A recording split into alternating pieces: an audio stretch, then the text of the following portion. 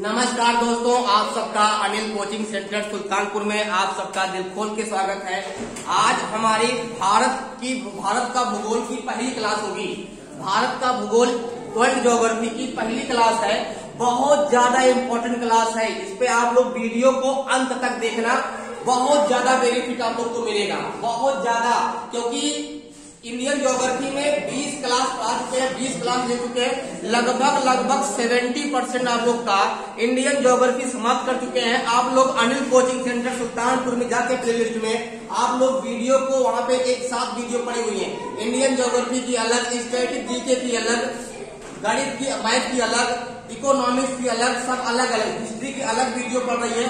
उसमें जाके आप लोग वीडियो को एक साथ वीडियो को अलग अलग सब्जेक्ट वाइज पा सकते हैं। आज विश्व का भूगोल वर्ल्ड ज्योग्राफी की पहली क्लास है। क्या नाम है? सौर मंडल।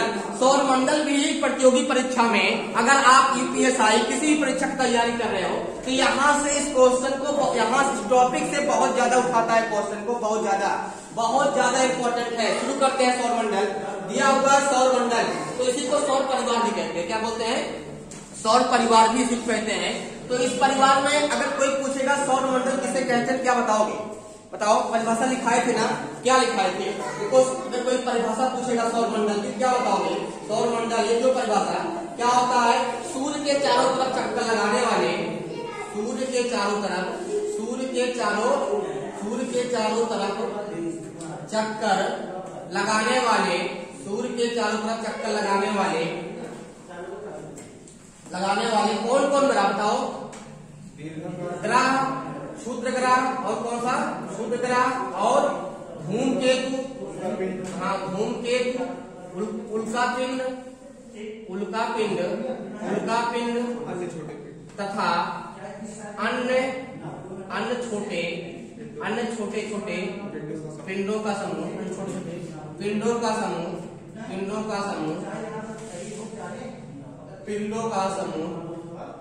क्या कहलाता है? सौर मंडल कहलाता है। सौर मंडल कहलाता है। अब समझ में आ गया होगा क्या सौर मंडल है? देखो क्या होता है, अगर कोई पूछेगा, देखो एक परिवार है, सौर परिवार सबसे बड़ा ब्रह्मांड है। तो ब्रह्मांड में ये भी एक परिवार है, अलग अलग परिवार है, लेकिन ब्रह्मांड भी पढ़ाएंगे। सौर परिवार की 2 क्लास ले ले, उसके बाद तुम लोग को ब्रह्मांड पढ़ाएंगे, इसमें मंदाकिनी ये सब पढ़ाएंगे, ठीक है? तो सौर ब्रह्मांड अलग क्लास होगी, लेकिन सौर मंडल में ये भी ब्रह्मांड का एक परिवार है। और इस परिवार में इसके मेंबर कौन कौन है? तो सौर परिवार में जो मेन मुखिया है, प्रधान जो है, जो केंद्र है, वो कौन है? सूर्य है। कौन है? सूर्य है। और सूर्य जो है सबका मेन मुखिया है, और ये सब क्या है? उनके सदस्य हैं। अगर कोई पूछेगा कि सौर परिवार में या सौर मंडल में कौन कौन आते हैं, क्या बताओगे?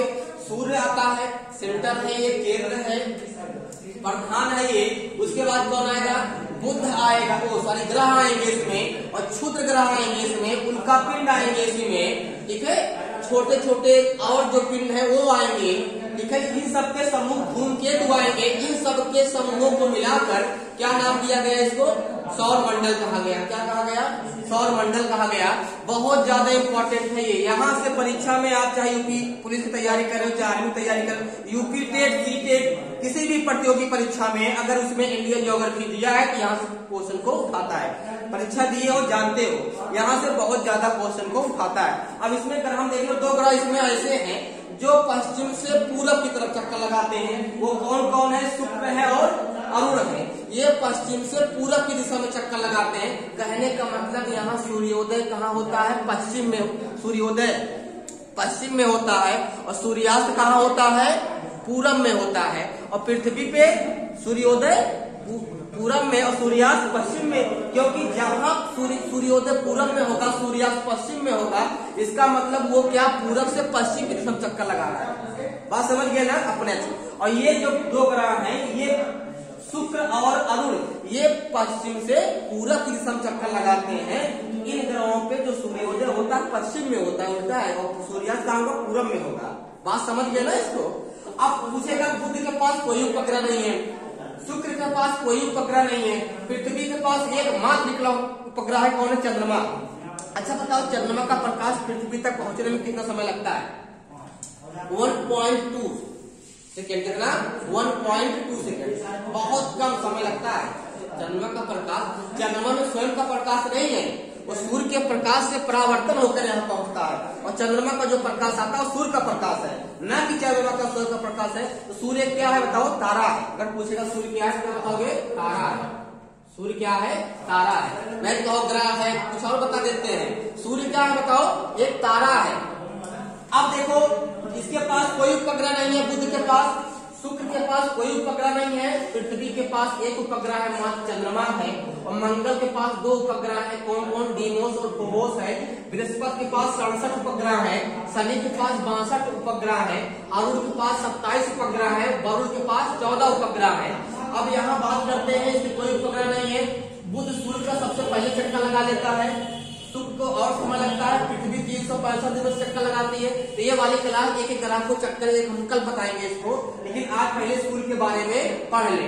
अगर पूछेगा जो क्षुद्र ग्रह है, जो उल्का पिंड है, धूमकेतु है, ये कहाँ पाए जाते हैं? क्या बताओगे? मंगल ग्रह और बृहस्पति ग्रह के बीच में क्या पाए जाते हैं? क्षुद्र ग्रह पाए जाते हैं, उल्का पिंड पाए जाते हैं। कभी कभी यही पृथ्वी के गुरुत्वाकर्षण में आ जाते हैं, पृथ्वी के एरिया में आ जाते हैं, तो यहाँ हवाओं से वायुमंडल में घर्षण के कारण क्या होता है? जल जाते हैं। तो उनको हम लोग क्या बोलते हैं बताओ? उल्कास्म। क्या बोलते हैं? उल्कास्म या टूटता तारा। क्या नाम देंगे? टूटता तारा। और कभी कभी वही पिंड बहुत बड़े जब द्रव्यमान के होते हैं, बड़ा पिंड होता है, कभी कभी पृथ्वी पे आके गिर जाता है, उसको क्या बोलते हैं? उल्का पिंड। क्या बोलते हैं? उल्का पिंड। जो लोनार्ड झील है महाराष्ट्र में, उल्का पिंड गिरने से ही निर्माण हुआ है। लोनार्ड जहाँ गिरा धस गया, गड्ढा हो गया, पानी बनने लगा, झील बन गई, बात समझ गए ना? तो वहां से निर्माण हुआ है इसको। अच्छा, ये सब किसका चक्कर लगाते हैं भैया? सूर्य का। तो सूर्य का चक्कर जो लगाता है, ये प्लेट होता है, एक सूर्य अपने अक्ष पे चक्कर लगाता है, सूर्य किसी की परिक्रमा नहीं करता है, ये अपने अक्ष पे। अब अक्ष का समझते हो ना? जो जहां है उसी घूम लेगा, अपने अक्ष पे चक्कर लगा लेगा। अगर किसी दूसरे ग्रह की चक्कर लगाएगा, किसी दूसरे पिंड का चक्कर लगाएगा, या किसी दूसरे बिंदु के परिता चक्कर लगाएगा, उसको बोलते हैं परिक्रमण। मतलब दूसरे ग्रह के परिता चक्कर लगा रहा है। और जो जितने ग्रह हैं, ये सूर्य का चक्कर वृत्ताकार लगाते हैं कि दीर्घ वृत्ताकार लगाते हैं? क्या बताओगे? दीर्घ वृत्ताकार। वृत्ताकार नहीं, जितने ग्रह हैं सब सूर्य का चक्कर दीर्घ वृत्ताकार कक्षाओं में चक्कर लगाते हैं। दीर्घ वृत्ताकार ऐसे होता है और दीर्घ वृत्ताकार ऐसे होता है। बात समझ गए ना? ऐसे होता है। तो ये बताओ तुम लोग, सौर मंडल में सूर्य के चारों तरफ चक्कर लगाने वाले क्या क्या नाम है? ग्रह। क्षुद्र ग्रह, धूमकेतु, उल्का पिंड तथा अन्य छोटे पिंडों के समूह को हम क्या बोलते हैं? सौर मंडल। तो सौर मंडल बहुत, देखो, ये एक परिवार है, और परिवार का मुखिया कौन है? प्रधान सूर्य। और उसके मेंबर कौन कौन है? ग्रह। ठीक है, ग्रह है, उपग्रह है, ग्रह है, उसके बाद क्षुद्र ग्रह है, धूमकेतु है, उल्का पिंड है, और छोटे छोटे पिंड है। ये सब क्या है? उसके मेंबर है। ये सब उसका चक्कर लगाते हैं। किसका? सूर्य का चक्कर लगाते हैं। अब बात समझ में आ गई होगी। तो आज से हम लोग सूर्य का अध्ययन करेंगे। कल वाली क्लास में बुध, शुक्र, बृहस्पति, मंगल, इस सब के बारे में एक एक पॉइंट छोड़ेंगे नहीं, सभी एक एक पॉइंट को खूब अच्छे तरीके से बताएंगे, क्योंकि यहाँ से प्रतियोगी परीक्षा में बहुत ज्यादा क्वेश्चन को पूछता है, इसीलिए बहुत ज्यादा इंपॉर्टेंट क्लास है। एक भी टॉपिक छोड़ेंगे नहीं। लगभग ब्रह्मांड और सौरमंडल से लेकर आप लोग की 5-6 वीडियो बनाएंगे, और 5-6 वीडियो में आपका कोई पॉइंट छूटने वाला नहीं है। बस जैसे जैसे पढ़ा रहा है वैसे पढ़ो। बुध शुक्र हो गया, पृथ्वी को नीला ग्रह बोलते हैं, क्यों? पानी ज्यादा है, 71% पानी है पृथ्वी में, 3 भाग पानी है। मंगल को लाल ग्रह बोलते हैं, 2 उपग्रह है, डीमोस और फोबोस है। बृहस्पति को पीला ग्रह बोलते हैं, 67 उपग्रह है। सबसे बड़ा उपग्रह कौन है? बृहस्पति है। पूछेगा सबसे बड़ा कौन है? बृहस्पति है। दूसरा नंबर शनि है। पृथ्वी चौथे नंबर, 5वें नंबर पे है। अगर पूछेंगे ब्रह्मांड में, क्षेत्रफल में सबसे बड़ा कौन है? बृहस्पति है। उसके बाद यहाँ पे शनि काला ग्रह है, 62 उपग्रह है। पूछेगा किस ग्रह के चारों तरफ ओले पाए जाते हैं, कौन होगा? वो शनि होगा। ये सब कल बताएंगे। अरुण हरा ग्रह है, और ये पूछेगा लेटा हुआ ग्रह कौन सा है? क्या बताओगे? अरुण। ये लेटा हुआ ग्रह भी इसको बोलते हैं। लेटा हुआ ग्रह कौन सा है? अरुण है। इसके बाद वरुण है। तो सूर्य से सबसे दूर स्थित ग्रह कौन सा है? वरुण है। कितने उपग्रह है? 14। इसके कितने? 27 है। लेकिन इसको आज नहीं, कल पढ़ाएंगे। तो पहले तुम लोग सूर्य समझो, यहाँ पे सूर्य क्या होता है। यहाँ बनाओ सूर्य, देखो यहाँ पे सूर्य, ये सूर्य को बनाते हैं। ठीक है, एक एक टॉपिक को खूब अच्छे से पढ़ाएंगे, एक एक टॉपिक को खूब अच्छे से पढ़ाएंगे। ये हो गया तुम्हारा क्या? सूर्य। क्या हो गया? ये सूर्य हो गया। ये तुम्हारा क्या है? सूर्य। अब सूर्य का टेम्परेचर जान लो कितना कितना होता है। जो सूर्य का केंद्र होता है, पहले आप सूर्य के बारे में और जो इसके डाटा है, इसके इर्द गिर्द क्वेश्चन जहां से बनते हैं पहले उसको बता दें। उसके बाद जो सिर्फ कल ग्रह बचेगा उसको कल बताएंगे, ठीक है। बुध ग्रह के बारे में पूरा पॉइंट बताएंगे, शुक्र ग्रह के बारे में बताएंगे, सब बताएंगे। लेकिन वीडियो को आप लोग अंत तक देखो। अगर भाई आप लोग के लिए इतना मेहनत कर रहे हैं, आप लोग वीडियो को ज्यादा से ज्यादा शेयर किया करो, शेयर करो, सब्सक्राइब कराओ। क्योंकि देखो तुम लोग के लिए आपसे तो हम पैसा ले नहीं रहे हैं, आप लोग को निःशुल्क शिक्षा दे रहे हैं। और सभी टॉपिक की आप चाहे जिसकी तैयारी, चाहे पुलिस की, यूपीएसआई की, रेलवे ग्रुप डी की, एनटीपीसी, जहां भी सब पूछा जाएगा वहां सब के लिए इम्पोर्टेंट है। ये भी नहीं एक बहुत लो लेवल, बहुत अच्छे लेवल पढ़ा रहे हैं, ठीक है। अगर आप लो लेवल से लेकर हाई लेवल तक तैयारी करें कोई क्वेश्चन छूटने वाला नहीं है। नहीं तो आप लोग कमेंट में बताइएगा। यहाँ देखो सूर्य है, सूर्य के बीच में जो सेंटर होता है तो क्या बोलते हैं, केंद्र। तो केंद्र का तापमान कितना होता है, सूर्य का जो केंद्र होता है, तो केंद्र का जो केंद्र है, क्या है, केंद्र। सूर्य के केंद्र का तापमान कितना होता है, लिखो 15 मिलियन, लिख लो 15 मिलियन डिग्री सेल्सियस। 1 मिलियन मतलब 10 लाख। अरे शरीर देखो, अगर 100 से ऊपर टेम्परेचर हो गया तो बुखार देखो इंसान ऑन द स्पॉट एक्सपायर। 100 पे 15 मिलियन डिग्री सेल्सियस किसका, सूर्य का तापमान सेंटर में, केंद्र के, मतलब ये सूर्य है और सूर्य के बीच में जो होता है, बीच वाला भाग, तो बीच में जो टेम्परेचर केंद्र का है कितना है, 15 मिलियन डिग्री सेल्सियस। अब पूछेगा सूर्य के बाहरी सतह का तापमान कितना है, तो बाहरी सतह जो होती है, तो बाहरी सतह का जो तापमान है कितना है, देखो 6000 डिग्री सेल्सियस। बहुत ज्यादा इंपॉर्टेंट है, एकदम गलन टॉप है। 6000 डिग्री, कितना, 6000 डिग्री सेल्सियस। और सूर्य के बीच में तापमान कितना, इसे मान लो यहाँ कोई पॉइंट हो गया, तो बीच में इसका टेम्परेचर कितना है, तो लिखो कितना है, 1500 डिग्री सेल्सियस। बहुत ज्यादा 3 पॉइंट यहाँ पे है, बहुत ज्यादा इंपॉर्टेंट है। अगर पूछेगा सूर्य के बारे में बता रहे हैं, पूछेगा सूर्य पे कौन कौन गैसें हैं, तो लिखना है ज्यादातर इसमें कौन है, हाइड्रोजन है। इस मतलब हाइड्रोजन, ज्यादातर मात्रा में हाइड्रोजन है। कौन गैस है, हाइड्रोजन है। हाइड्रोजन कितना है बताओ, कितना है, 71%। कितना है, लिख लो। अगर पूछेगा सूर्य पे हाइड्रोजन गैस की मात्रा कितना है, क्या बताओगे, 71%। बहुत इंपॉर्टेंट है। सूर्य पे सबसे ज्यादा कौन सी गैस पाई जाती है, तो क्या बताओगे आप लोग, हाइड्रोजन। कितना है भैया, 71% है। कितना है, 71% है। दूसरे नंबर पे उसमें कौन सी गैस है, कौन कौन गैसें हैं। अगर गैसों की बात करेगा, इसमें गैसों में बात करेगा, तो गैसों में गैसों मतलब क्या होगा, समझते हो ना। हाइड्रोजन कितनी मात्रा है, 71%। कितनी है, 71% है और सर्वाधिक है। क्या है ये, सर्वाधिक है। अगर पूछेगा इसमें दूसरे नंबर पे तो कौन है, हीलियम है। हीलियम कितनी मात्रा है भैया, देख लो 26.5%। और अन्य गैसें कितनी है बताओ, अन्य गैसें कितनी है, सूर्य पे अन्य गैसें कितनी है, 2.5%। कितना है, 2.5%। जोड़ लो, देखो हो रहा है पूरा 26.5 तो 0.27 तो हो गया, 100% हो गया ना। अरे भाई हाइड्रोजन 71% है, हीलियम 26.5% है, 26.5% है। अन्य गैसें कितनी है, 2.5% है। किसी को कोई दिक्कत नहीं है ना, यहाँ तक बताओ। अगर पूछेगा बताओ सूर्य पे कौन सी अभिक्रिया है, क्या लिखोगे, लिख लो नाभिकीय संलयन अभिक्रिया। लिख लो नाभिकीय संलयन अभिक्रिया होती है यहाँ पे, नाभिकीय, लिख लो नाभिकीय संलयन, नाभिकीय संलयन। एक नाभिकीय विखंडन होता है, नाभिकीय संलयन अभिक्रिया होती है। सूर्य में कौन सी अभिक्रिया होती है, क्या बताओगे, नाभिकीय संलयन अभिक्रिया होती है। सूर्य में कौन सी अभिक्रिया होती है, नाभिकीय संलयन अभिक्रिया होती है। इसीलिए सूर्य का क्या तापमान कभी कम होगा, सूर्य की ऊर्जा कभी कम होगी। नाभिकीय संलयन का मतलब होता है जितना वो निकालेगा ऊर्जा उतना बन जाता है, जितना निकालेगा उतना पीछे बनता रहता है। बात समझ रहे हो ना, जितना उत्सर्जित करेगा पीछे उतना बनता है, कमी होने वाली नहीं है। बात समझे, मतलब कि जितना इधर निकालेगा उतना सूर्य का प्रकाश पृथ्वी पाता है, तो जितना प्रकाश निकलेगा उतना अंदर बनता रहेगा। इसीलिए बोलते हैं क्या, नाभिकीय संलयन प्रक्रिया होती है। बम 2 होते हैं, एक होता है परमाणु बम, एक होता है हाइड्रोजन बम। कौन ज्यादा खतरनाक है, क्यों खतरनाक है, क्योंकि हाइड्रोजन बम में कौन अभिक्रिया होती है, यही वाली नाभिकीय संलयन, बहुत इंपॉर्टेंट है। पूछेगा हाइड्रोजन बम में कौन अभिक्रिया होती है तो क्या बताओगे, नाभिकीय संलयन, क्योंकि हाइड्रोजन ज्यादा है, देखो 71% है। और नाभिकीय विखंडन किसमें होती है, परमाणु बम में। तो परमाणु बम कम खतरनाक है हाइड्रोजन बम की तुलना में, क्योंकि उसमें नाभिकीय विखंडन की अभिक्रिया होती है, इसमें नाभिकीय संलयन की अभिक्रिया होती है। अब बात समझ में आ गई।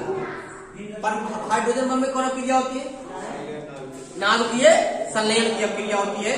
और परमाणु बम में कौन ज्यादा खतरनाक है, हाँ, नाभिकीय संलयन का मतलब होता है कि जितना निकलेगा उतना बनेगा। अब हाइड्रोजन बम गिरने का मतलब नहीं है कि हाइड्रोजन बम जहां गिरेगा पूरा जमीन वमीन घर वर खुद जाएगा, जहां गिरेगा वहां प्रभाव डालेगा, उतना एरिया में गड्ढा हो जाएगा, घर गिर जाएगा, लेकिन क्या पूरा जमीन में पलट जाएगी, नहीं। उसमें होता क्या, इतनी खतरनाक किरण निकलती है रेडिएशन कि जो आदमी देख लेगा वो अंधा हो जाएगा। जो उसकी गैस को फैलाव होगा, गैसों को जो सूंघता जाएगा वो एक्सपायर होता जाएगा। इसीलिए हाइड्रोजन बम बहुत खतरनाक है। तो इसमें कौन अभिक्रिया, नाभिकीय संलयन, याद रखना। सूर्य में कौन अभिक्रिया, नाभिकीय संलयन अभिक्रिया। बात समझिए ना। पृथ्वी से जो सूर्य है कितना गुना बड़ा है, 13 लाख। देख लो, पृथ्वी से सूर्य 13 लाख गुना बड़ा है, 13 लाख गुना बड़ा है। कितना गुना है, पृथ्वी से सूर्य 13 लाख, बहुत इंपॉर्टेंट है, 13 लाख गुना बड़ा है। कितना गुना बड़ा है, 13 लाख गुना बड़ा है। इतना समझ गए ना। अब यहाँ देख लो कौन कौन क्वेश्चन बनेगा, यहाँ से देख लिए। और सूर्य और पृथ्वी के बीच की दूरी कितनी है, लिख लो, एक नीचे लिख लो। अगर पूछेगा सूर्य से पृथ्वी की दूरी कितनी है, क्या बताओगे, बताओ कितनी दूरी है, बताओ। देखो 14.97 करोड़ किलोमीटर, कितना है, करोड़ किलोमीटर। ये क्या है, औसत दूरी है। कौन दूरी है, ये औसत, ये है औसत दूरी। कितनी है, औसत दूरी है। सूर्य से पृथ्वी की जो दूरी है, सूर्य से पृथ्वी की दूरी कितनी है, बताओ। सूर्य से पृथ्वी की दूरी कितनी है, बताओ। 14.97 करोड़ किलोमीटर, ये क्या है, औसत दूरी है। बात समझ में आ गई ना। तो अगर पूछेगा सूर्य का प्रकाश पृथ्वी तक आने में कितना समय लगता है, 8:32। देख लो, सूर्य का प्रकाश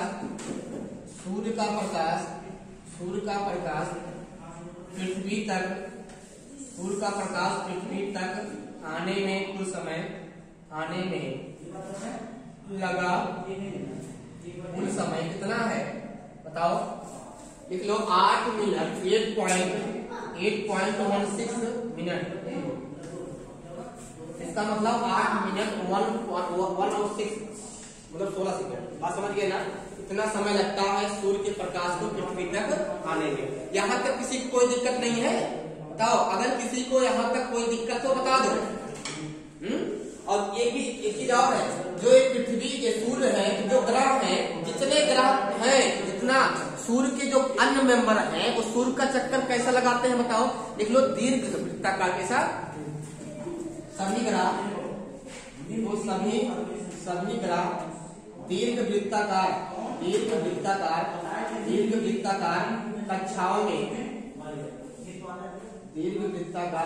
में किसका चक्कर लगाते हैं, सूर्य का चक्कर लगाते हैं।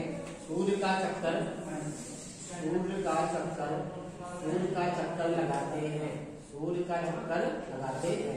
बात समझ गए ना। सभी ग्रह दीर्घ वृत्ताकार कक्षाओं में किसका चक्कर लगाते हैं, सूर्य का चक्कर लगाते हैं। वृत्ताकार ऑप्शन होगा तो गलत मार देना, वृत्ताकार चक्कर नहीं लगाते, दीर्घ वृत्ताकार कक्षा में चक्कर लगाते हैं। तो यहाँ से इतना फैक्ट समझ में आ गया आप लोग के। ये जो नीचे लिखे हैं, सूर्य से पृथ्वी की दूरी कितना है, बताओ। औसत दूरी है 14.97 करोड़ किलोमीटर। इतना दूरी है, मतलब लगभग हम लोग क्या बोलते हैं, 15 करोड़ किलोमीटर है। अरे भाई लगभग 15 नहीं है, तो लगभग हम लोग क्या बोल देते हैं, सूर्य और पृथ्वी के बीच की जो दूरी है लगभग 15 करोड़ किलोमीटर है। लेकिन एग्जैक्ट जो औसत दूरी नापी गई है वो क्या है, ये। बात समझ में आ गई ना। नीचे मिटा दे,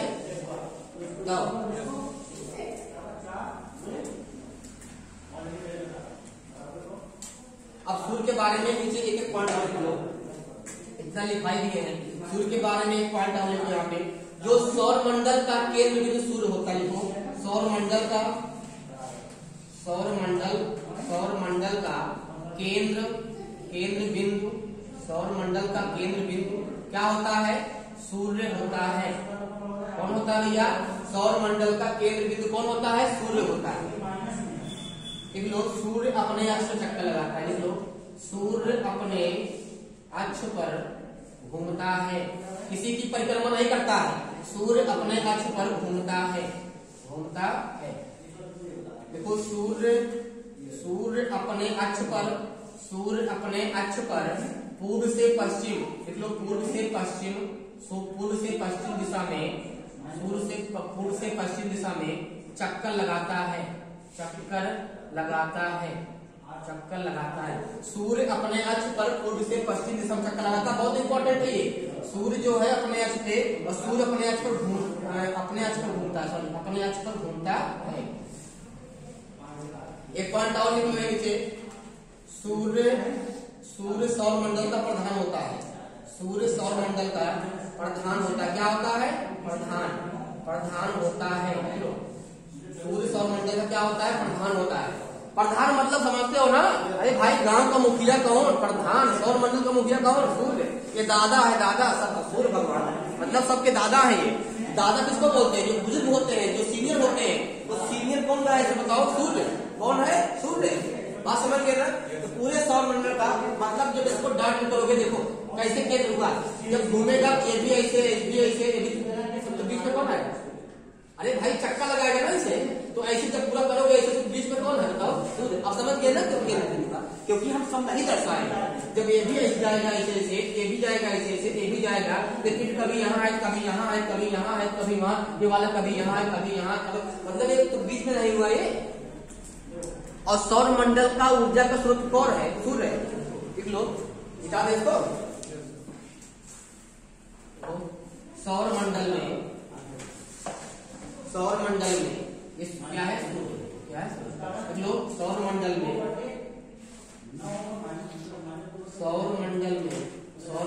में समस्त ऊर्जा का स्रोत क्या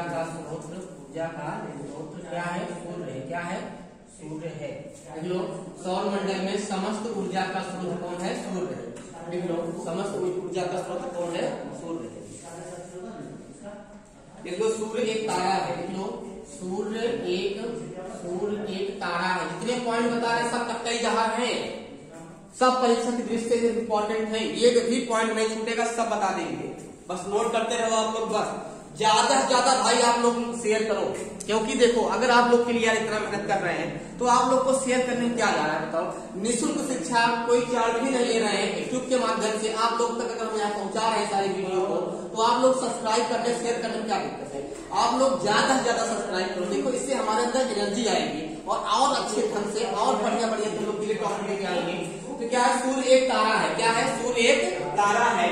इतना लिख लिए ना। सूर्य में कौन सी क्रिया होती है? नाभिकीय। अब लिख लो सूर्य की आयु। लिख लो सूर्य की अनुमानित मतलब माना गया है, अनुमानित आयु कितनी है? लिख लो 5 मिलियन वर्ष है। मिलियन जानते हो भैया?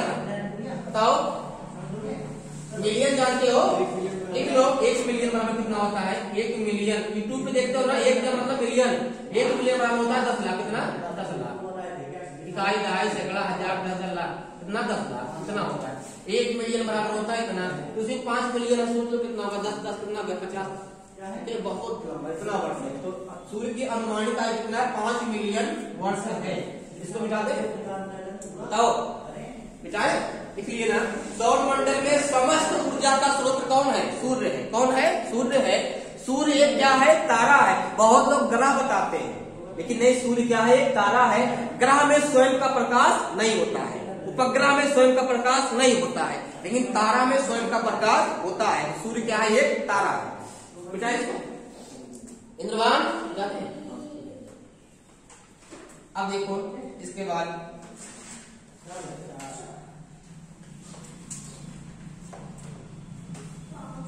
गैसे बता दिए कौन कौन गैसे है ना। बताओ कौन कैसे हैं? हाइड्रोजन हीलियम तो कौन समीकरण बनाती हैं? हाइड्रोजन हीलियम मिलकर जो समीकरण बनाती है उसका नाम क्या है बताओ? देख लो यहाँ सूर्य में जो सूर्य की अभिक्रिया, देखो सूर्य की अभिक्रिया लिख लो, सूर्य की अभिक्रिया, सूर्य की अभिक्रिया, ये भी पूछ लेता है कभी कोई साइंस का। सूर्य की अभिक्रिया लिख लो 1H2 प्लस 1H2 बराबर क्या होगा 2H4 प्लस ऊर्जा। सूर्य की अभिक्रिया किस प्रकार होती है? इस प्रकार होती है।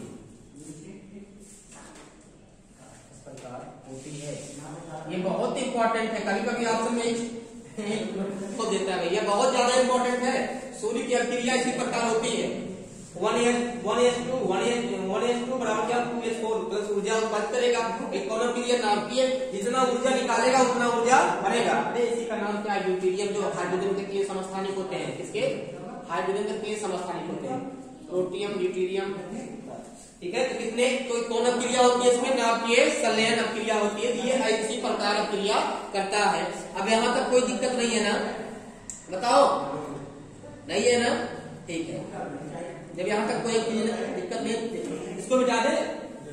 बताओ, मिटाएं इसको।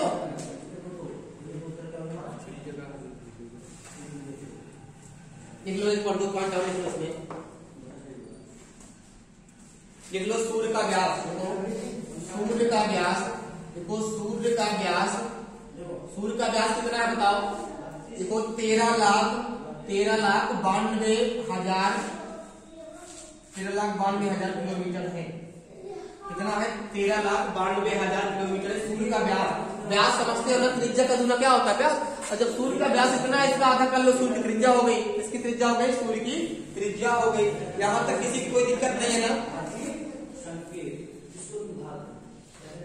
लिख लो सूर्य का व्यास पृथ्वी से 110 गुना है। 110 गुना, कितना गुना है? और सूर्य कितना गुना है पृथ्वी से? कितना? 13 लाख गुना है। कितना? मतलब 13 लाख गुना बड़ा है सूर्य पृथ्वी से, लेकिन व्यास कितना है? 110 गुना है। सूर्य का व्यास पृथ्वी से कितना गुना है? हाँ, पृथ्वी के व्यास से, मतलब पृथ्वी के व्यास से कितना गुना, मतलब समझ गए हो ना? क्या है इसको? ये भी बहुत इंपॉर्टेंट है भैया, जितना पॉइंट बता रहे हैं एक पॉइंट को नोट कर लो, सब इंपॉर्टेंट है। और सूर्य कितना गुना है पृथ्वी से? लिखे नहीं लिखे? लिखवाए थे। देखो सूर्य जो है पृथ्वी से 13 लाख गुना बड़ा है। कितना? 13 लाख गुना बड़ा, दिखा दिए है ना?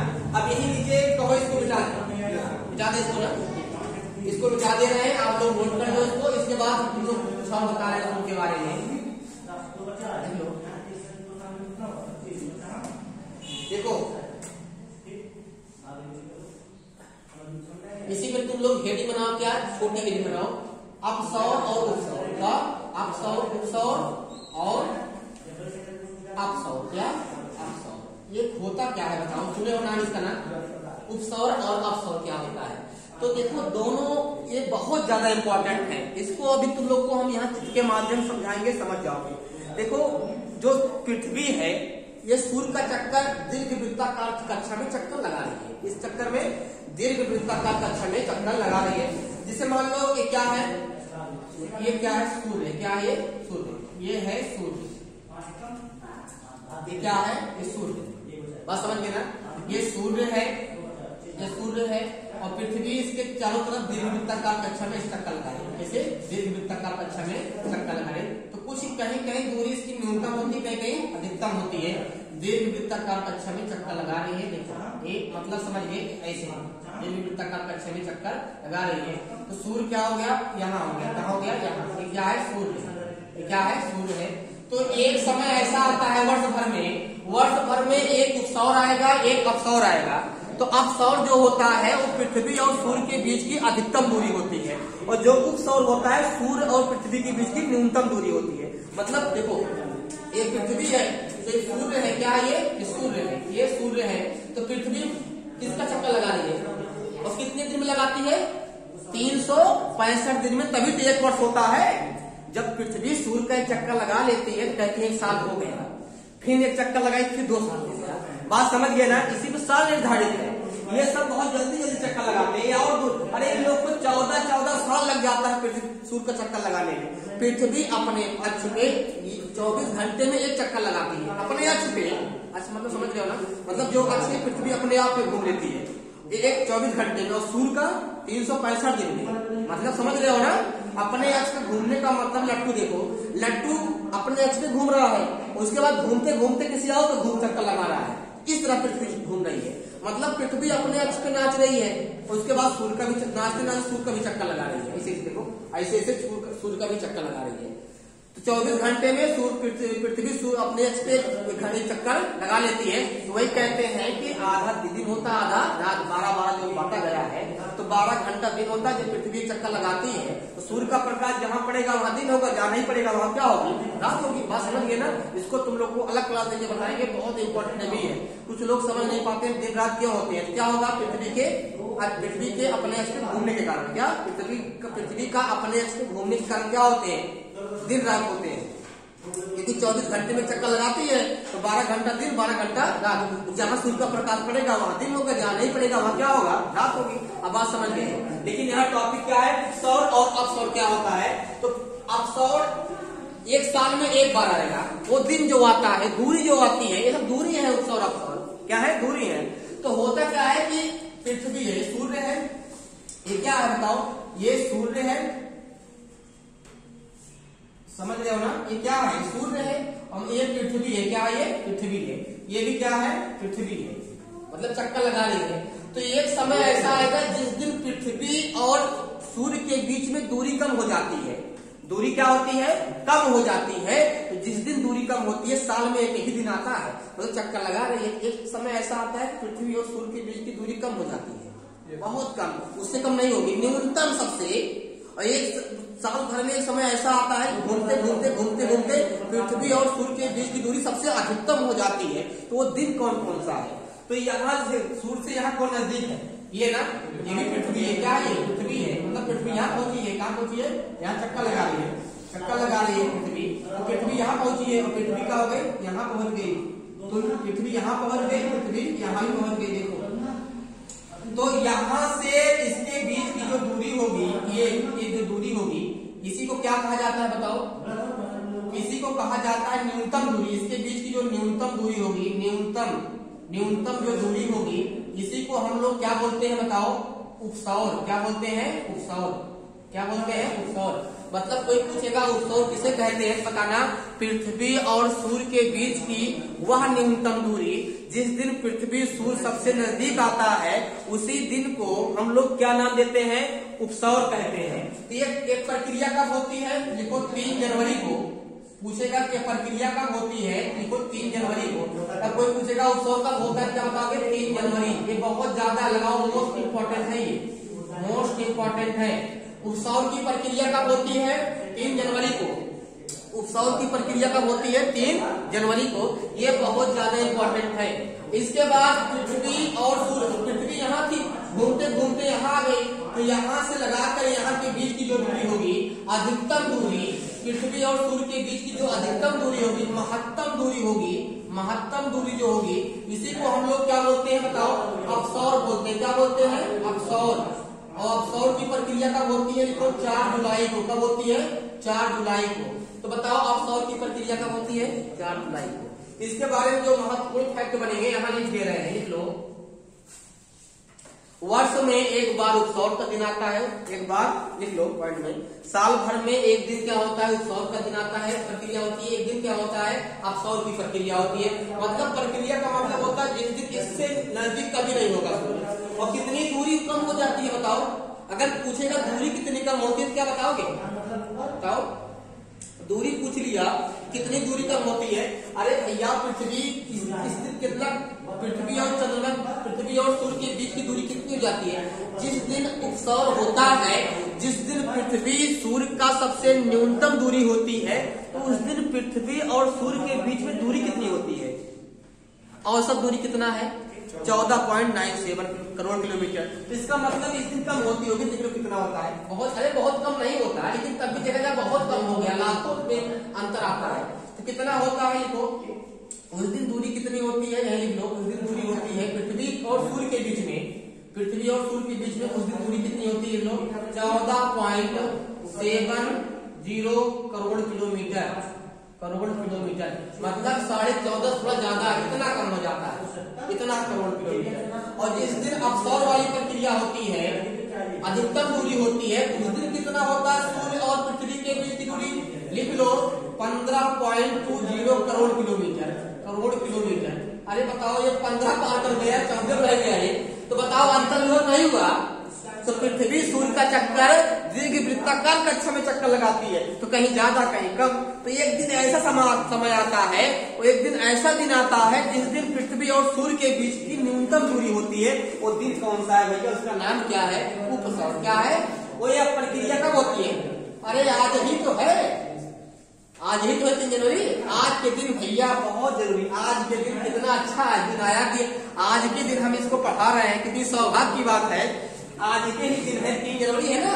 आज के दिन पृथ्वी और सूर्य के बीच की दूरी क्या है, कम हो जाएगी, कम रहेगी, बहुत कम। अरे देखो ना बात, देखो मतलब आज न्यूनतम दूरी है, मतलब 15 करोड़ जो बताए थे वहां घटकर कितना है 14.7, मतलब 14 करोड़ 70 लाख, कितना 14 करोड़ 70 लाख, 27 लाख का नहीं 70 लाख, कितना 27 लाख कम होना, 27 लाख कम है। यह 1 किलोमीटर कितना दूरी होती है, 27 लाख कितना होगा। तो आज के दिन भैया बहुत सौभाग्य दिन है कि आज हम क्लास ले रहे हैं, वो आज 3 जनवरी है। अगर कह दिया जाए उत्सव दिवस तो कोई बड़ी बात नहीं है। अगर पूछेगा उत्सव दिवस, लिख लो, क्वेश्चन बना दे रहे हैं उत्सव दिवस, लिख लो उत्सव दिवस। उत्सव दिवस क्या होता है, 3 जनवरी, लिख लो 3 जनवरी, उत्सव दिवस 3 जनवरी, लिख लो उत्सव दिवस 3 जनवरी, उत्सव दिवस 3 जनवरी। अब कितने लोग ऐसे हैं जिसके समझ में आ गए उपसौर और सौर होता क्या है। आज के दिन पृथ्वी और सूर्य के बीच की जो दूरी है बहुत कम होगी, मतलब इससे कम नहीं होगी। अरे कल थोड़ा बढ़ जाएगी, फिर बढ़ जाएगी, फिर बढ़ जाएगी, लेकिन आज के दिन सबसे कम होगी, न्यूनतम दूरी होगी पृथ्वी सूर्य के बीच में। और जो 4 जुलाई होता है, इस दिन पृथ्वी और सूर्य के बीच में सबसे अधिकतम दूरी होती है, उससे दूरी ज्यादा नहीं होती है, नहीं कभी नहीं होगी, और सब इसी के बीच में रहता है, कभी कम रहता, लेकिन न्यूनतम ये है, अधिकतम ये है। तो 4 जुलाई अपसौर, 3 जनवरी उपसौर, याद रखना बहुत इंपॉर्टेंट है। तो अपसौर उपसौर में कोई दिक्कत नहीं होगी ना। जिस दिन अपसौर होता है दूरी कितना होती है 14 करोड़ 70 लाख करोड़, मतलब 14.70 करोड़ किलोमीटर। और जिस दिन अपसौर वाली प्रक्रिया होती है दूरी कितनी होती है 15.20 करोड़ किलोमीटर। अब आप समझ गए ना, यहाँ तक किसी कोई डाउट नहीं है ना, मिटा दे इसको, मिटा दे रहे भैया, हाँ समझ गए हो। तो आज 3 जनवरी है, और कौन दिवस है, उपसौर दिवस है। इसको समझ में आ गया होगा।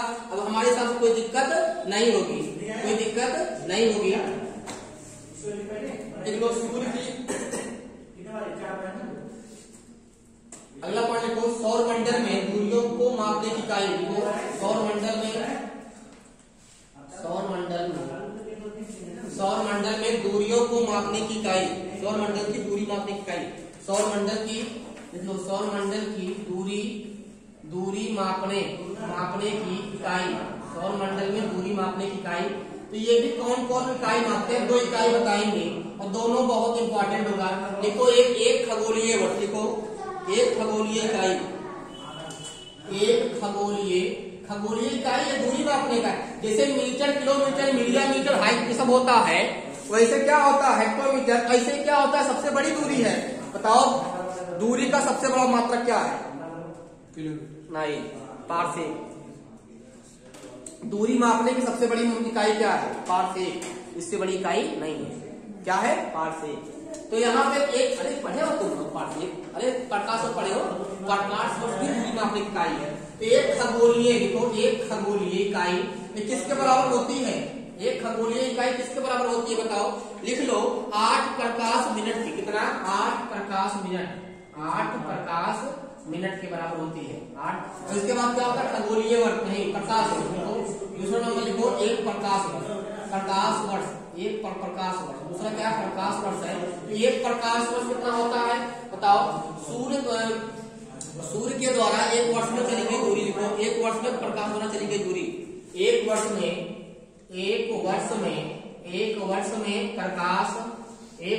प्रकाश द्वारा चली गई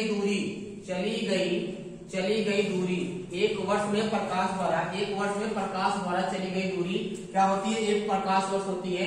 सौर मंडल में बड़ी बड़ी दूरियों को जहां ज्यादा दूरियां मापने के लिए प्रयोग करते हैं। अब कम दूरी होती है तो हम लोग मीटर, किलोमीटर, इंच, सेंटीमीटर मापते हैं भैया, लेकिन जहां ज्यादा दूर मापना होगा क्या इसको किसके बड़ा मात्रा का यूज करेंगे ना, जहां लंबाई सौर मंडल ज्यादा दूरियां मापने होगा सूर्य पृथ्वी के बीच में, तो वहां किसका यूज करते हैं? खगोलीय इकाई प्रकाश वर्ष। तो एक प्रकाश वर्ष किसके बराबर होता है? 1 वर्ष में चली गई जो दूरी होगी वो 1 प्रकाश वर्ष के बराबर होगी। और एक खगोलीय इकाई क्या होगी? 8 प्रकाश मिनट के बराबर होती है। ये देख लीजिए ना, ये भी इंपॉर्टेंट है। देख लो, कभी कभी परीक्षा में बहुत हाई लेवल पर क्वेश्चन को पूछता है, लो लेवल नहीं पूछेंगे। क्या देखो, ठीक है, ये समझ में आ गया ना? आ गया समझ में? अब देखो ग्रह होने की शर्तें लिखो, लिख लो ग्रह होने की शर्तें, ग्रह की शर्तें। अच्छा, किन शर्तों के अनुसार उसको हम ग्रह की श्रेणी में लाएंगे? पहले नंबर लिख लो कि अगर कोई पूछेगा हमारे सौर मंडल में कितने ग्रह हैं तो कितना बताओगे? 8। लेकिन पहले कितने थे? 9। तो इसमें एक ग्रह ऐसा है जिसको हटा दिए हैं, ग्रह की श्रेणी से हटा दिया गया है। उसका नाम बताओ क्या है? प्लूटो। उसी को हम लोग बोलते थे यम। पहले 9 ग्रह पढ़ते थे, लेकिन एक घटना कब हुई?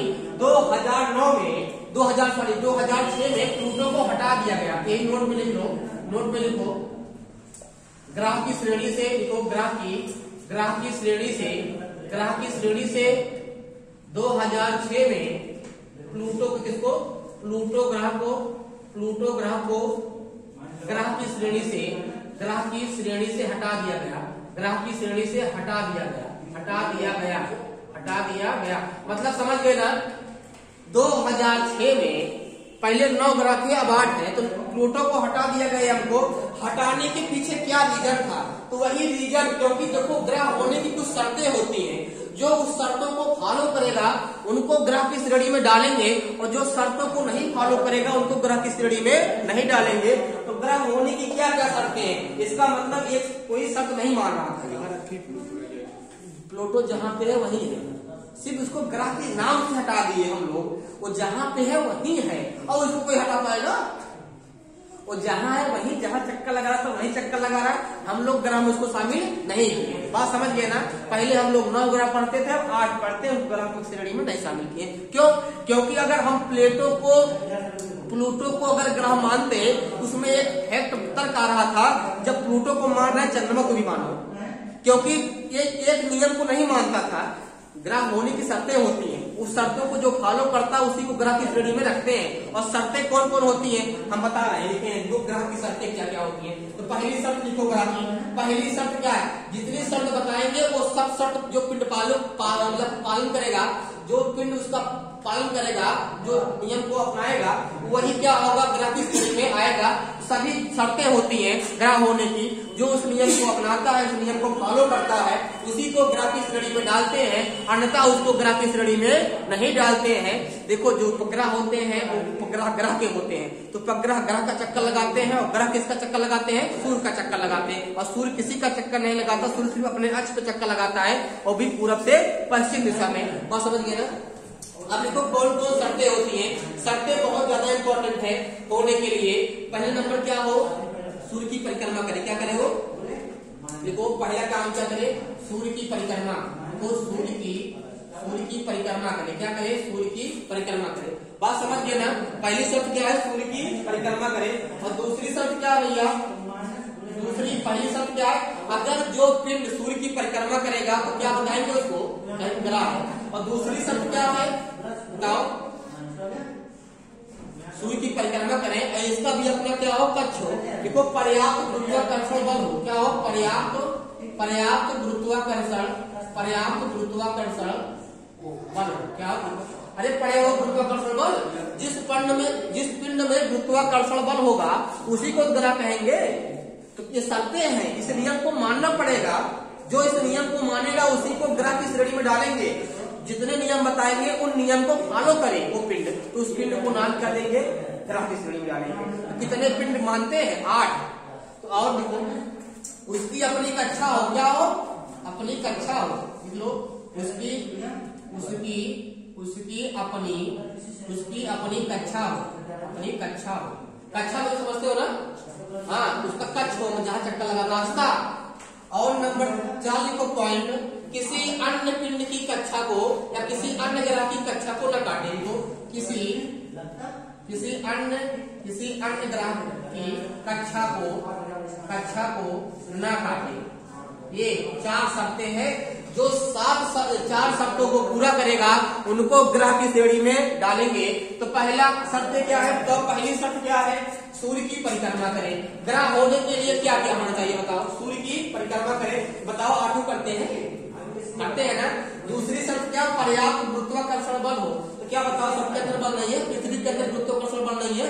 अगर पृथ्वी के अंदर गुरुत्वाकर्षण बल ना होता हम लोग चल नहीं पाते। जो सेब आम गिरता बिल लेते हो, आम कहाँ गिरता है, ऊपर, कहाँ कुछ पता नहीं होता, जरूरी नहीं करनी चाहिए आता। वो न्यूटन ने बताया था ना गुरुत्वाकर्षण, साइंस बताएंगे। उसके बाद उसकी अपनी कक्षा हो, किसकी कक्षा नहीं है भैया, अरे भाई इसकी कक्षा ये है, देखो इसका रास्ता ये है, इसका भी कोई रास्ता होगा, इसका भी कोई रास्ता होगा, इसका मतलब सबका अपना अपना रास्ता। बात समझ गए ना। और तीसरी शर्त क्या, किसी अन्य ग्रह की कक्षा को ना काटे। मतलब ये चक्कर लगा रहा है, उसको देखो, मान लो एक कोई पिंड है, सूर्य है, ये पृथ्वी है, मान लो कोई दूसरा है, तो इसकी कक्षा को ना काटे। मतलब उसका अलग कक्षा हो, इसका अलग हो, इसका अलग हो, लेकिन दूसरे कक्षा में इस तरह प्रवेश ना करे। अगर दूसरे ग्रह की कक्षा को रास्ते को काटेगा उसको ग्रह की श्रेणी से तुरंत हटा देंगे। और प्लूटो की यही खासियत है, या किसी दूसरे ग्रह की कक्षा को काटता था। तो बाद में भैया 8 नहीं करते, प्लूटो करता है, क्योंकि उसको ग्रह में रखा गया है। इस तरह करोगे तो और सारे पिंड हैं, वो भी रखो भाई ग्रह में।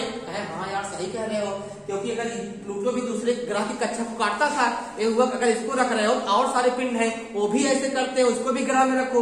उसमें भी सूर्य की परिक्रमा करता है, वो भी गुरुत्वाकर्षण बल है, वो भी अपनी कक्षा बनाता है। लेकिन बात हुई दूसरे अन्य किसी ग्रह की कक्षा को ना काटे। मतलब समझ में आ गया? समझ में आ गया। तो प्लूटो किस कारण हटाया गया, क्योंकि वो किसी अन्य ग्रह की कक्षा को काटता था, इसीलिए 2006 में उसको ग्रह की श्रेणी से हटा दिया गया। तो आज एक समझ में आ गया कि ग्रह होने के लिए क्या क्या शर्तें होनी चाहिए। पहला नंबर, सूर्य की परिक्रमा करे, पर्याप्त गुरुत्वाकर्षण बल हो, उसकी अपनी कक्षा हो, किसी अन्य ग्रह की कक्षा को ना काटे। तब क्या करेंगे, उसको ग्रह की श्रेणी में डालेंगे। और 8 ग्रह जो हैं इसको फॉलो करते हैं, इसीलिए इनको ग्रह की श्रेणी में डाला गया है, इनको ग्रह मानते हैं। बात समझ गए ना। सौर परिवार में क्या क्या है, सूर्य है, ग्रह है, और क्या है, क्षुद्र ग्रह है, उनका पिंड है, अन्य पिंड है छोटे छोटे, इन सबके मिलाकर क्या कहा गया, परिवार कहा गया। और उस परिवार का मालिक कौन है, मुखिया कौन है, प्रधान कौन है, केंद्र कौन है, बताओ, विधायक कौन है, सांसद कौन है, सूर्य कौन है, सूर्य। बात समझ गए ना। अब देखो इसमें एक पॉइंट बचा हुआ है, उसको पढ़ा दे।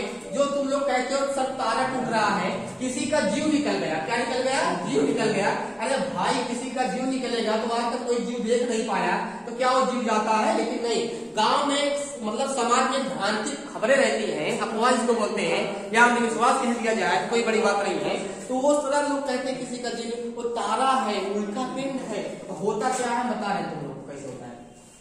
कभी कभी जैसे मान लो ये पृथ्वी है, क्या है ये पृथ्वी, क्या है ये पृथ्वी, कहीं देख लो, ये पृथ्वी है,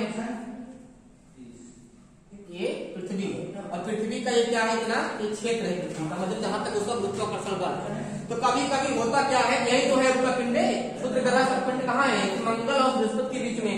कभी कभी क्या होता है, ये पिंड चले आते हैं यहाँ इसके क्षेत्र में, किसके क्षेत्र में, पृथ्वी के एरिया चले आते हैं। जब इसके गुरुत्वाकर्षण क्षेत्र में चले आते हैं, ये कभी कभी उनका पिंड जो होते हैं, जो क्षुद्र ग्रह जो पिंड है, तो जब आते हैं तो ये इसके क्षेत्र में जब इनकी मारेंगे आके जल जाते हैं। और जब जल जाते हैं तो उनको क्या बोलते हैं बताओ, हम लोग क्या बोलते हैं उनको, उल्कास। क्या बोलते हैं लोग, उनको बोलते हैं उल्कास, उल्कास बोलते हैं। उसी को क्या बोलते, दूसरा नाम क्या है लिख लो, क्या बोलते हैं, टूटता तारा। क्या कहते हैं, टूटता तारा हम लोग कहते हैं। और कभी कभी वही पिंड जो बड़ा पिंड होता है, कभी कभी वही पिंड आकर पृथ्वी पे गिर जाता है, तो उसको क्या बोलते हैं बताओ, उल्का पिंड। तो क्या बोलते हैं, उल्का पिंड, उल्का पिंड, उसका नाम क्या होता है, उल्का पिंड होता है। बात समझ गए ना, बात समझ गए ना। हाँ, उसको टूटता तारा बोलते हैं। और जलते क्यों है बताओ, हाँ, क्योंकि पृथ्वी पर वायुमंडल है, यहाँ वायु है, तो वायु में वो पिंड घर्षण होता है। अरे तो भी देखो, अभी वायु में जब कभी जो ऊपर से कूदता है तो वायु में जब आता है ना, चोट लगती है वायु से, ऐसा नहीं है। जब एक बैग हवा लगेगी उस पर, देखो ऐसे करो तो हवा लगेगी ना, तो घर्षण होता है, और घर्षण के कारण जो होता है, जो क्षुद्र ग्रह आते हैं उनका पिंड वो जल जाते हैं। हम लोग तो वही कहते हैं, वो देखो किसी का जीव निकल गया, जीव नहीं है, वो टूटता तारा है, वो घर्षण कारण जल जाते हैं, पृथ्वी तक नहीं पहुंच पाते हैं, उसको कहते हैं टूटता तारा है, उल्कास को कहते हैं, उल्कास को कहते हैं। और जो पृथ्वी कभी कभी कोई बड़ा पिंड आता है और पृथ्वी पे आके टकरा जाता है, उसको क्या बोलते हैं, उल्का पिंड। जैसे उल्का पिंड गिरा, क्या तो उल्का पिंड गिरने से लोनार्ड द्वीप बनी हुई है, बात समझ गए ना। अब इसी में कभी तुमने सुने पुच्छल तारा, पुच्छल तारा सुने हो ना, क्या होता है, देखो पुच्छल तारा, देखो पुच्छल तारा, ये भी बहुत इंपॉर्टेंट है। देखो पुच्छल तारा ये क्या होता है, कभी कभी यही से कभी कभी यही क्षुद्र ग्रह जो होते हैं वो पृथ्वी सूर्य की तरफ बढ़ते, इधर सूर्य की तरफ बढ़ते, किस तरह बढ़ते हैं, मतलब जब इधर आते हैं तो किस तरह बना देते हैं, देखो रोशनी दिखता है तो मतलब चमक जाती है, पीछे उजाला बन जाता है, सीढ़ी बन जाती है, मतलब इस तरह कुछ बन जाता है, और किस तरफ बढ़ते हैं, सूर्य की तरफ बढ़ते हैं। तो ये कहा गया है पुच्छल तारा, क्या कहा गया है, पुच्छल तारा। किसके अधीन आते हैं, सूर्य की तरफ बढ़ते हैं, और जब सूर्य की तरफ बढ़ते हैं, जब सूर्य की तरफ बढ़ते हैं तो ऐसी जलन होता है उसमें। क्यों जलन होता है, क्योंकि यहाँ इधर देखो इधर ठंडा एरिया है और गर्म की तरफ आते हैं, ठीक है, जब गर्म की तरफ आते हैं तो ये ठंडी यहाँ मतलब की जो जलवाष्प होता है जलवाष्प बनने लगता है।